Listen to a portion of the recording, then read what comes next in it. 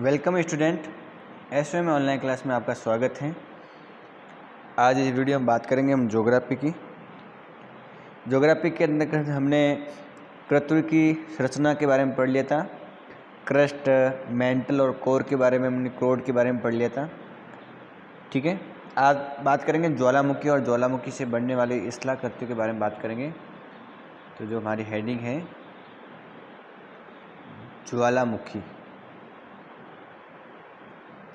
वह ज्वालामुखी निर्मित स्थल रूप। ज्वालामुखी के बारे में तो आप जानते होंगे, जमीन के अंतर्गत अनेक बार गैसें, राख, तरल, चट्टान, लावा निकलता रहता है और बाहर आता रहता है। ऐसी ज्वालामुखी तो सामान्य अर्थ में देखें तो ज़मीन से विभिन्न पदार्थ जैसे गैस हो, राख हो, तरल चट्टानी पदार्थ हो, लावा या मैग्मा, वो बाहर निकले किसी कारण से, किसी बाहरी या आंतरिक बल से, तो वो ज्वालामुखी है। विस्फोट के अनुसार अलग अलग हैं।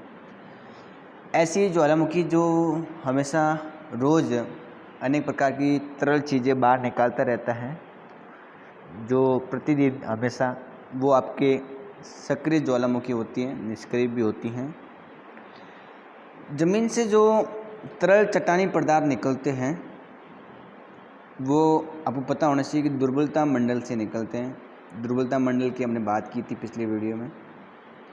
ठीक है, और जब तक ये पदार्थ मेंटल के ऊपरी भाग में है, कौन सा? तरल चट्टानी पदार्थ, जब तक ये तरल चट्टानी पदार्थ मेंटल जो परत हैं, भाग हैं, उसके ऊपर है, तब तक तो ये ध्यान रखना है कि मैग्मा कहलाता है। क्या कहलाता है? मैग्मा। और जैसे ही ये धरातल के ऊपर आ जाता है तो ध्यान रखना है कि उसको लावा कहते हैं। बात समझ में आ रही है ना? इसको आप ऐसे समझो कि ये धरती है, इसमें जो चट्टानें पिघल गई हैं तरल रूप में, ठीक है, तो भूपट्टी के बाद में नीचे जो जगह है वो आपको पता है कि मेंटल, और मेंटल का ऊपरी जो भाग है वो दुर्बलता मंडल है। तो मेंटल के अगर ऊपर है यहाँ, तो ये मैग्मा कहलाएगा, ये तरल पदार्थ, और ये ऊपर आ जाए यही पदार्थ तो ये लावा कहलाता है। ये ध्यान रखना आपको। ठीक है, इसमें कोई समस्या नहीं होगी। लावा प्रवाह होता रहता है। लावा के साथ में और भी चीज़ें आती रहती हैं ज़मीन के बाहर। लावा का जो मलबा आता है, मलबा, जिसको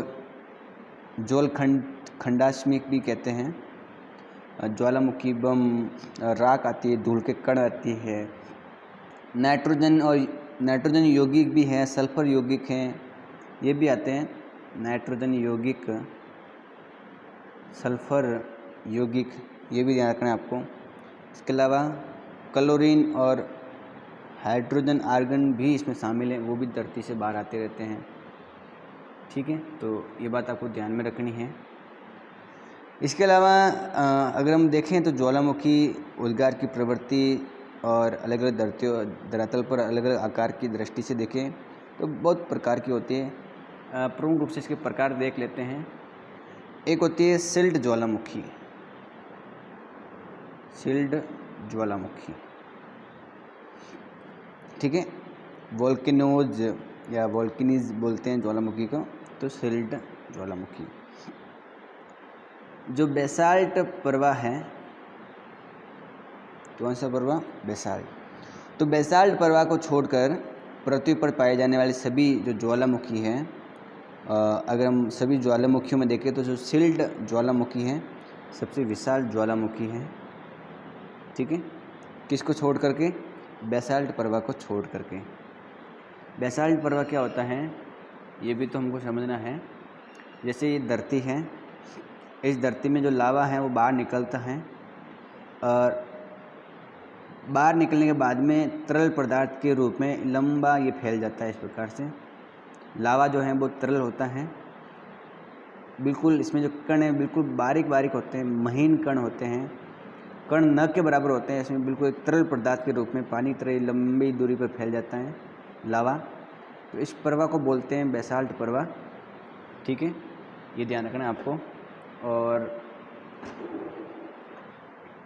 इसको छोड़ करके अगर इसकी हम साइज़ की बात करें, विशाल की बात करें, तो इस विशाल को छोड़ करके सेकंड नंबर पर जो है संसार में वो शिल्ट ज्वालामुखी बड़े हैं। शिल्ट ज्वालामुखी का मतलब क्या होता है कि शिल्ट का मतलब होता है ढाल नुमा ज्वालामुखी, ऐसी ज्वालामुखी जिसमें ढाल बनती है, काफ़ी क्या बनती है, ढालें बनती रहती हैं। ठीक है, तो ढाल वाले जो ज्वालामुखी होते हैं इसमें अक्सर ढाल बनती रहती है, वो आपकी शिल्ट ज्वालामुखी हैं। अगर हम इसके शिल्ट ज्वालामुखी के उदाहरण की बात करें तो जो हवाई द्वीप है, क्या हवाई द्वीप, वो इसके अच्छे उदाहरण हैं। हवाई द्वीपों के नाम आपको पता होगा, सुना होगा। जो प्रशांत महासागर है, कौन सा, प्रशांत महासागर, और जो अमेरिका है उसके बीच में जो पानी है प्रशांत महासागर है, उसके मध्य भाग में हवाई द्वीप हैं। अगर मानचित्र की बात करें तो जैसे इस प्रकार से देखें, तो मैं ये उत्तरी अमेरिका बना रहा हूँ।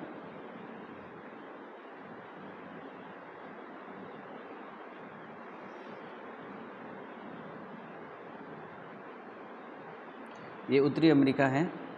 इधर जो है, इधर आपका रूस वगैरह आ जाता है, इधर ये जापान है, मैं उस साइड को बना रहा हूँ। ठीक है, तो ये प्रशांत महासागर है। इस प्रशांत महासागर के यहाँ पर जो द्वीप समूह हैं वो हवाई द्वीप समूह कहलाते हैं। हवाई जो द्वीप समूह हैं उसकी अद्वितीय जो स्थलाकृति हैं जो हैं वो सभी इसी ज्वालामुखी से बने हैं।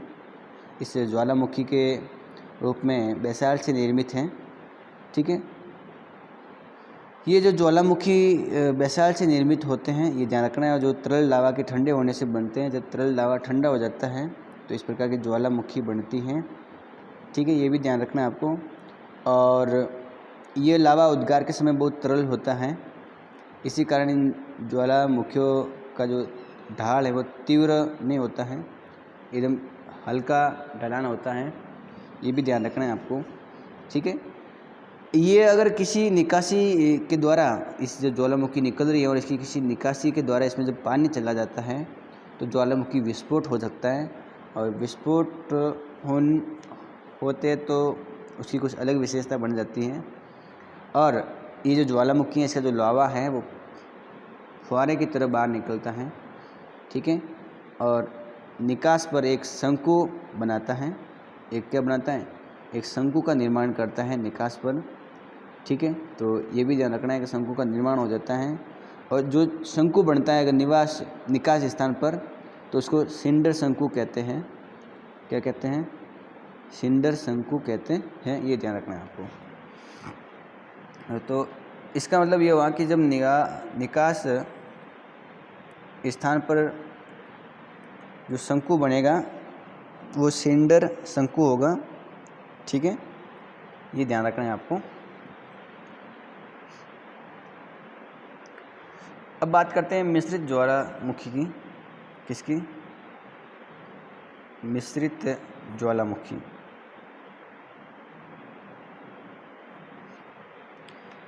अगर ज्वालामुखी की मिश्रित ज्वालामुखी की बात करें तो इस ज्वालामुखी में जो लावा होता है वो ज़्यादा गाढ़ा होता है, चिपचिपा होता है। ठीक है, लावा कैसा होता है, गाढ़ा, वो चिपचिपा होता है। और इन ज्वालामुखियों से बेसाल्ट की अपेक्षा अधिक ठंडा और चिपचिपा लावा पदार्थ निकलता है। ये दरअसल जो ज्वालामुखी होते हैं विस्फोटक होते हैं, भारी नुकसान पहुंचाते हैं।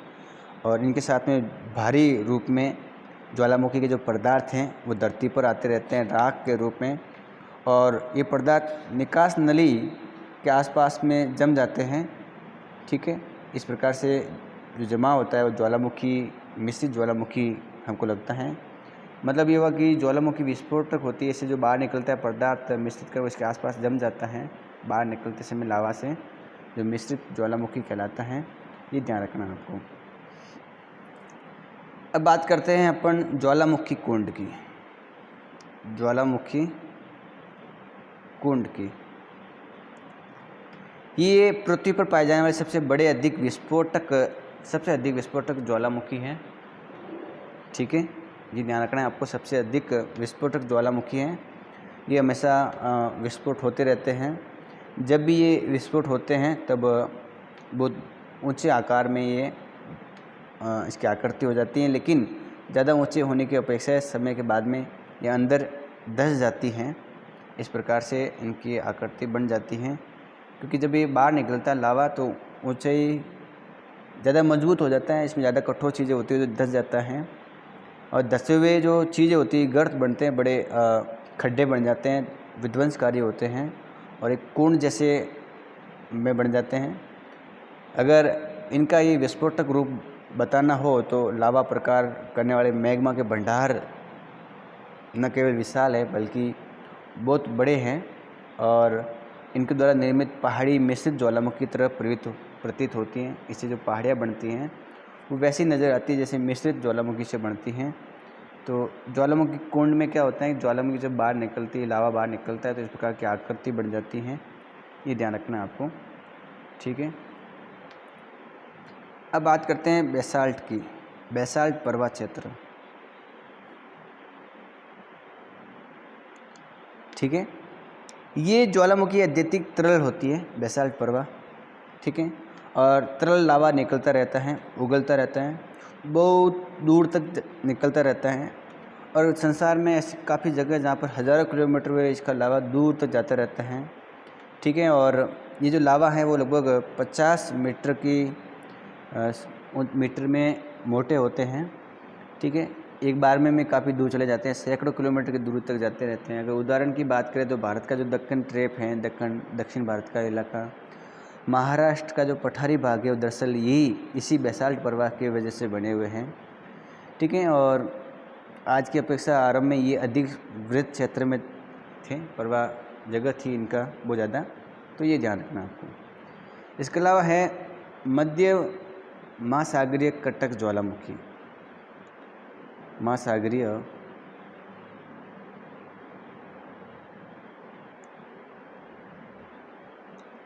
कटक ज्वालामुखी, मैं यहाँ लिख देता हूँ, मध्य महासागरीय कटक ज्वालामुखी। ठीक है, तो मध्य महासागरीय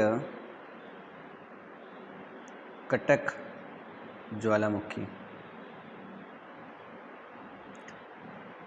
अगर इन ज्वालामुखी की बात करें तो ये ज्वालामुखी महासागरों में उत्पन्न होती हैं, वहाँ पर उनका उद्गार होता है, और महासागरों में एक लंबी श्रृंखला बन जाती है, पर्वत श्रृंखला। जैसे मान लो ये महासागर है, पानी है, और इस ज़मीन में ज्वालामुखी बाहर निकलेगी तो इस प्रकार से अलग अलग लंबी लंबी कटक बन जाती हैं।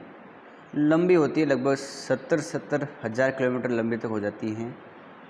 ठीक है, और महासागर जहाँ जहाँ हैं उसके बीच में फैली होती हैं ज़मीन के ऊपरी भाग में, तो ये भी ध्यान रखना है आपको। ठीक है, तो ये हो गए महासागरीय कटक ज्वालामुखी। अब बात करते हैं ज्वालामुखी की स्थलाकृतियाँ, कि कौन कौन सी ज्वालामुखी से स्थलाकृतियाँ बनती हैं, उसकी बात करते हैं।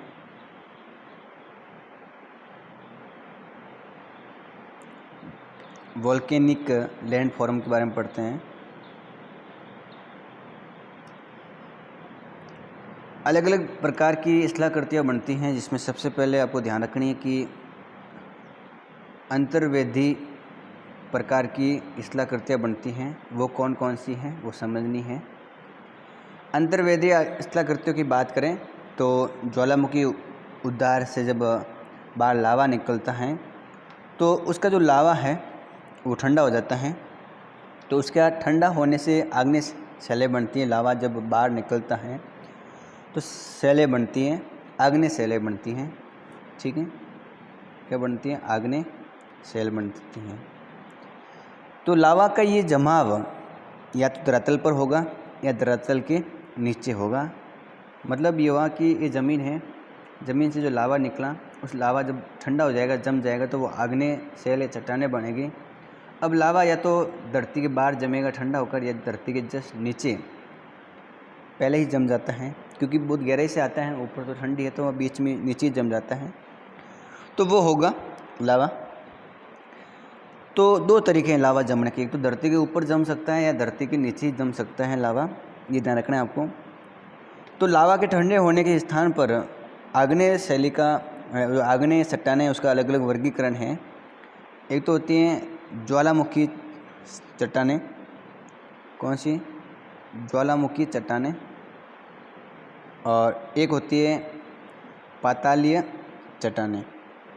ज्वालामुखी चट्टानें वे चट्टानें होती हैं जब लावा धरातल पर आकर ठंडा हो जाता है तो ज्वालामुखी चट्टानें बनती हैं, और जब लावा ज़मीन में ही धरातल पर आने से पहले ही ठंडा हो जाता है तो वो आपका पातालीय चट्टानें बनती हैं। ये ध्यान रखना है, शैलें बनती हैं। जब लावा भूपटल के भीतर ही ठंडा हो जाता है तो अलग अलग आकृतियाँ बनती हैं, मतलब पातालीय शैल के अंदर देखें तो जब ज़मीन के अंदर ही लावा ठंडा हो जाता है अलग अलग आकृतियाँ बनती हैं, और इन्हीं आकृतियों को हम बोलते हैं, विशेषकर आपको ध्यान रखना है कि अंतर्वेदी आकृतियाँ। अंतर्वेदी जो आकृतियाँ होती हैं वो ऐसी आकृतियाँ होती हैं जो पाताल में, अर्थात पातालीय शैल, जिसको हम कह सकते हैं कि धरती से आने से पहले ही धरती के अंदर नीचे मैग्मा लावा ठंडा हो जाता है तो वो जो आकृतियाँ बनती हैं वो अलग अलग आकृतियाँ बनती हैं। सबसे पहले जो आकृति बनती हैं वो बनती हैं बैथोलिथ आकृति। कौन सी आकृति बनती है, बैथोलिथ। ये जो आकृति होती हैं ये बड़ी गुंबद आकार में होती हैं। यदि मैग्मा का जो बड़ा पिंड है, मैग्मा जो ज़मीन से आ रहा है, वो भूपट्टी में अधिक गहराई पर ही ठंडा हो जाए, जब मैग्मा धरती से आ रहा है, ये धरती है और ये मैग्मा आ रहा है, यदि ये मैग्मा धरती के अंदर ही गहराई में ठंडा हो जाए और ये एक गुंबद के रूप में आकार में विकसित हो जाए, ऐसे बाहर निकल रहा है, ठीक है, और एक गुंबद के रूप में ये विकसित हो जाए, क्या हो जाए, विकसित हो जाए, तो ये ध्यान रखना है कि जो आपकी आकृति है वो बैथोलिथ आकृति बनेगी। जब हम इसके ऊपर वाले भाग को हटाएंगे, जब हम ऊपर से खोदाई करेंगे अनाचन, या जब ऊपर से हम सीधे हटाते हैं अनेक प्रक्रियाओं से, तो ऊपरी जब भाग हट जाएगा तो धरातल पर ये दिखाई देगी, प्रकट होगी, और ये विशाल आकृति में फैली होती हैं। इनकी गहराई काफ़ी गहराई होती हैं। ये जो पिंड हैं ग्रेनाइट के बने होते हैं, किसके बने होते हैं, ग्रेनाइट के, और इन पिंडों को हम कहते हैं बैथोलिथ कहते हैं, ठीक है। और जो मैग्मा भंडारों के जमे हुए भाग हैं, जो मैग्मा है उसका जमा हुआ भाग होता है यहाँ पर, तो ये बात आपको ध्यान में रखनी है। उसके बाद में आता है लेकोलिथ, क्या नाम है, कौन सी असला करती हैं, लेकोलिथ, ठीक है। इसकी जो आकृति है वो गुंबदनुमा आकृति होती है। ये बहुत बड़ी चट्टान होती है, इस प्रकार की गुंबदनुमा और विशाल चट्टान है। इसका जो तल होता है वो समतल होता है और नीचे से एक पाइपलाइन की तरह जुड़ा होता है, ठीक है, ये ध्यान रखना है आपको।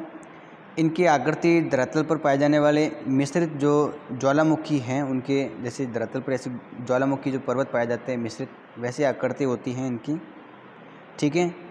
अंतर केवल इतना है कि लेकोलिथ गहराई में पाया जाता है और ये धरती के बाहर होता है, धरती के अंदर होता है।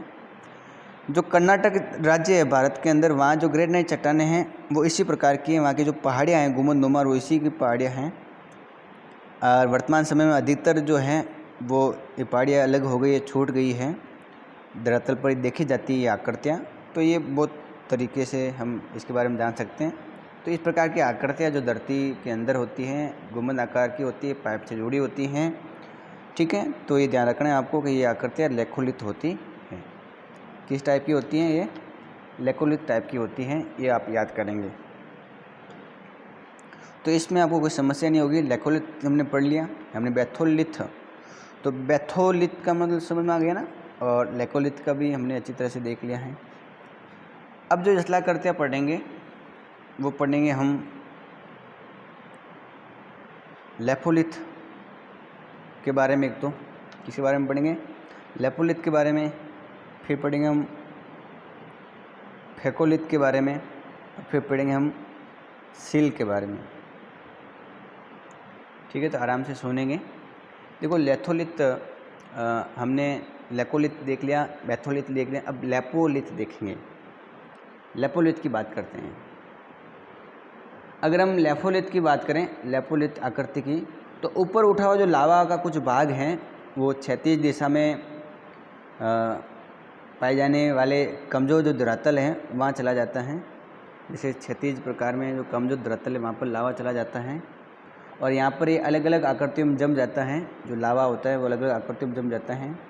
इसकी जो आकृति होती है वो तस्तरी जैसी आकृति होती है, उस प्रकार की आकृति में जम जाता है, उसको बोलते हैं लेपोलिथ। जब धरती से जो लावा निकल रहा है और वो लावा धरती के ढाल के अनुसार उसके क्षैतिज के अकॉर्डिंग इस प्रकार से जम जाता है नीचे, ठीक है, क्षैतिज के रूप में तस्तरी के नुमा, तो वो आपकी जो आकृति होती है वो लेपोलिथ होती है।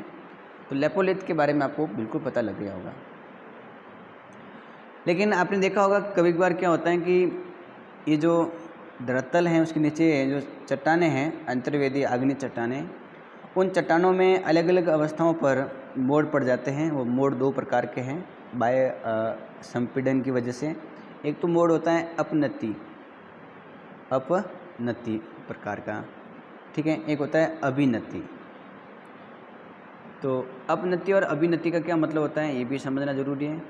जैसे ये धरातल है, इसके नीचे चट्टान है, चट्टान संपीड़न की वजह से अगर इसकी चट्टान की आकृति इस प्रकार से बन जाए, मतलब भाग ऊपर उठ जाए और नीचे खाली जगह रह जाए, ठीक है, तो क्या होता है कि जब ज्वालामुखी बाहर निकलती है, लावा निकलता है, तो लावा इसके ऊपर से निकल के यहाँ ऊपर जम जाता है, ठीक है, क्या हो जाता है, इसके ऊपर जम जाता है, लहरदार परतनुमा इसके ऊपर, ठीक है, अपनति। और कभी कभी इसके नीचे जम जाता है, इस चट्टान के नीचे, मतलब ये वहाँ की अपनति के ऊपर भी लावा जम जाता है और अभिनति के तल पर भी लावा जम जाता है।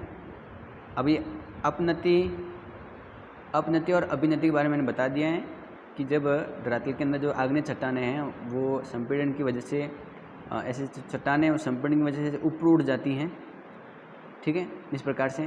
तो इसका जो नीचे वाला भाग तो खाली हो जाता है, ऊपर इस प्रकार से उड़ जाती है, तो लावा निकलता है इस प्रकार से और ऊपर जम जाता है और नीचे जम जाता है। तो ऊपर जमता है तो उसको अपनति कहते हैं, और नीचे जमता है तो अभिनति कहते हैं। तो इस प्रकार के जमने से परतदार जो चट्टानें बनती हैं, जो अलग अलग नलिकाओं के माध्यम से या मैग्मा के भंडार होते हैं, तो ये जो आकृति बनती है इसको बोलते हैं फेकोलिथ। क्या बोलते हैं उसको? फेकोलिथ बोलते हैं, ठीक है। तो फेकोलिथ आकृति भी मैंने आपको बता दी है, तो ये ध्यान रखना है आपको। और अंतर्वेदी जो आग्नेय चट्टानें हैं वो क्षैतिज तल में एक सादर के नुमा अगर ठंडी हो जाए, जैसे मान लो सादर के नुमा इस प्रकार के बिल्कुल न तरस्तरी के नुमा बल्कि सादर के नुमा ठंडी हो जाए, तो उसको सील या सीट कहते हैं, सील या सीट कहते हैं, ये ध्यान रखना है आपको, ठीक है। और जमाव की मोटाई के आधार पर इन्हें भी अलग अलग विभाजित किया जाता है। कम मोटाई वाली जो अगर हो, जैसे मान लो ये धरातल है और धरातल के अंदर इस प्रकार के लावा जम जाता है, कम मोटाई का है तो इसको सीट कहते हैं, और ज़्यादा मोटाई का है तो इसको सील कहते हैं। तो सीट और सील नीचे की आकृति है, जमा है परतनुमा, ये ध्यान रखना है आपको। क्षैतिज के रूप में चादर के नुमा, ये ध्यान रखना है। इसके अलावा एक आकृति बनती है डाइक, लास्ट है आपका डाइक। ये दरअसल क्या है कि जब लावा धरती के अंदर जो दरारें हैं, उन दरारों के समकक्ष दरारों में आकर, धरती के अंदर जो दरारें, उन दरारों के समकोण पर आकर ये लावा जब जम जाए और समकोण बन जाता है और वहाँ ठंडा हो जाए, तो धरती में एक लंबी दीवारें बन जाती हैं। जैसे मान लो ये धरती का ऊपरी भाग है और ये लावा है। अब यहाँ पर एक ऐसी दरार थी, मान लो लावा ऐसे बाहर निकला और दरार में यहाँ आती ठंड गया, ऐसे ठंडा हो गया लावा एक समकोण के रूप में। तो अब ये धरती में समकोण से क्या होगा, लावा ठंडा हो गया, तो ये जो आकृति बनी है दरार में लावा जमने से समकोण जैसी आकृति बनी है, तो ये आपकी डाइक आकृति है। क्या है? ये एक डाइक है और इस प्रकार की संरचना को डाइक कहते हैं। पश्चिम जो महाराष्ट्र है वहाँ पर इस प्रकार की चट्टानों के अंदर इस प्रकार की बहुत सारी आकृतियाँ मिलती हैं। दक्षिण भारत का जो प्रायद्वीपीय भाग है वहाँ पर भी इसी प्रकार की बहुत सारी आकृतियाँ हमको मिलती हैं। तो हमने बात कर ली है बहुत सारी आकृतियों की, ज्वालामुखी से कौन कौन सी आकृतियाँ बनती हैं। वैसे ज्वालामुखी टॉपिक बहुत बड़ा है, लेकिन आपकी किताब के अकॉर्डिंग हमने बता दिया है कौन कौन सी आकृतियाँ बनती हैं। हमने बैथोलिथ, लेकोलिथ, लेपोलिथ और फेकोलिथ की बात कर ली है। ये सारी चीज़ें आपको याद करनी है। तो आज के लिए इस वीडियो में इतना ही, बाकी बात करेंगे हम अगली वीडियो में। वीडियो को लाइक करें, चैनल को सब्सक्राइब करें और वीडियो को क्या करें, शेयर ज़रूर करें। तो आज के लिए इतना ही, बाकी बात करेंगे हम अगली वीडियो में।